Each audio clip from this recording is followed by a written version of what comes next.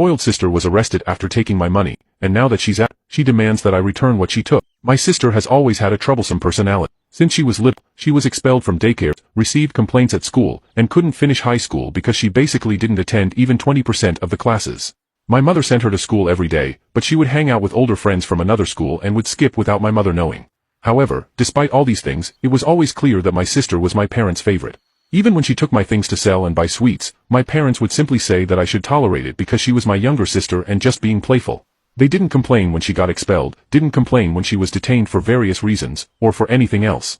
On the other hand, I was not allowed to have a cell phone, couldn't go out with friends, and my routine from ages 12 to 17 was basically going to and from school, in addition to working to pay the fines my sister incurred. However, ever since I started working, I always saved the money left over after paying the fines in a bank account my uncle set up for me, every cent. My parents didn't allow me to spend my own money on myself to have more left for my sister, so I always did it in secret. At 19, I had finally saved enough to make a down payment on an apartment and finally move out of my parents' house. When I announced this to them, they were confused about how I had so much money and said that if I had really saved it in secret, I should be ashamed and give it to my sister. This obviously led to an argument, with me saying that I owed her nothing, and my parents saying they were giving me an order, and I had no choice. This was at night, so I told them it wasn't going to happen and that I would leave the next day. However, the next day, I realized that no one was there.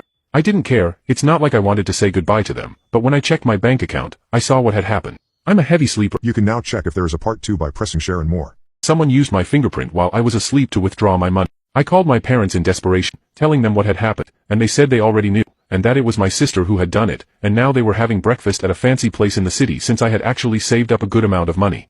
I didn't say anything, I couldn't react. I just hung up, grabbed my bike, and went straight to the police station, reporting everything. I already knew that it was one of my relatives who had done it, so I recorded the call, so they couldn't deny it. In court, my parents were able to post bail since they were considered only as accomplices, while my sister was arrested. I managed to recover the money, moved out, and cut off contact with my family for the past few years. However, a few days ago in the morning, I received several messages from numbers I didn't recognize, but after responding to some, I figured out who they were. It was my family. They were saying that my sister had been released from jail, and now that she was out, she was coming to my house for a conversation. I thought she might apologize or something, so I agreed and waited. When she arrived, she hugged me, asked how I was, and asked to come in, and of course, I let her. Now comes the worst part. She talked about how she had forgiven me for reporting her, that she no longer held any grudges, and that I shouldn't worry about it. I didn't understand why she thought I was worried about that, since she was the guilty one, not me. After that, she said she just hoped that I would return the money she had taken because, to get protection in prison, she had promised to give the money she had taken from me, roughly $50,000, to the people who protected her. I told her it wasn't possible because I had already spent that money on my apartment. At this point, she snapped. She said it wasn't fair, that she had worked hard to get that money, and that I should come up with it by the end of the month, or she would sell everything I have to recover it. My parents, of course, supported her and said that since she had already taken the money, it was hers. I've already called the police and reported everything in case something happens to me, but honestly, I don't know what to do. You can now check if there is a part 3 by pressing share and more.